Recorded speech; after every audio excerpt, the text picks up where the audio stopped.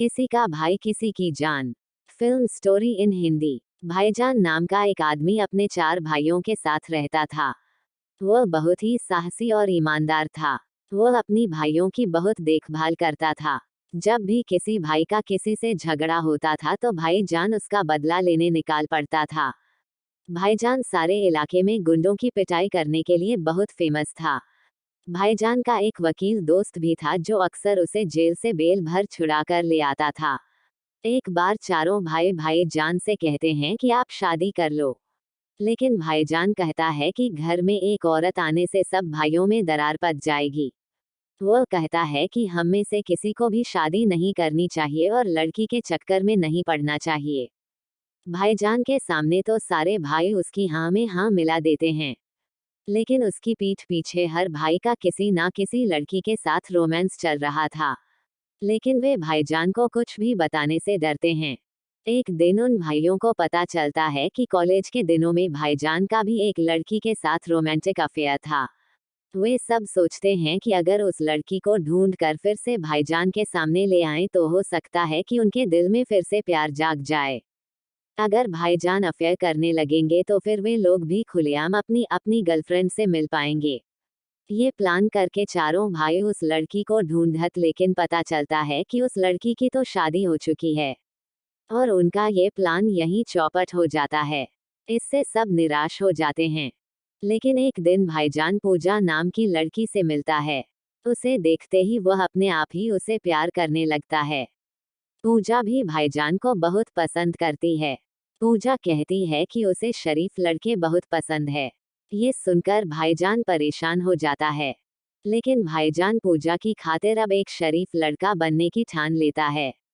वह सोचता कि आगे से कोई भी लड़ाई झगड़ा नहीं करूंगा। इस तरह से वह भाईजान और पूजा का रोमांटिक अफेयर चल पड़ता है।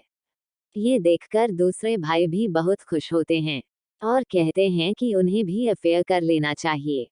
भाईजान को अब इससे कोई आपत्ति नहीं थी। एक दिन भाईजान ट्रेन से पूजा के साथ कहीं जा रहा था। तभी कुछ गुंडे एक लड़की को छेड़ने लगते हैं। भाईजान उन गुंडों को बहुत पीटता है। ये देखकर पूजा हैरान हो जाती है। वह तो भाईजान को बेहद शरीफ लड़का समझ रही थी, लेकिन वह तो बहुत खतरनाक निकला।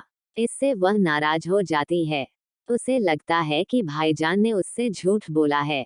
लेकिन कुछ दिन बाद भाईजान उससे मिलता है और कहता है कि वे गुंडे उस लड़की को छेड़ रहे थे। ऐसे में वह चुपचाप कैसे देखता रहता। धीरे धीरे पूजा कन्विंस हो जाती है और वो भाईजान को माफ कर देती है। लेकिन कहती है कि आगे से कोई झगड़ा फसाद ना करें। भाईजान इसके लिए मान जाता है। एक दिन पूजा भाईजान को अपने घर ले जाती है और अपने परिवार से मिलाती है।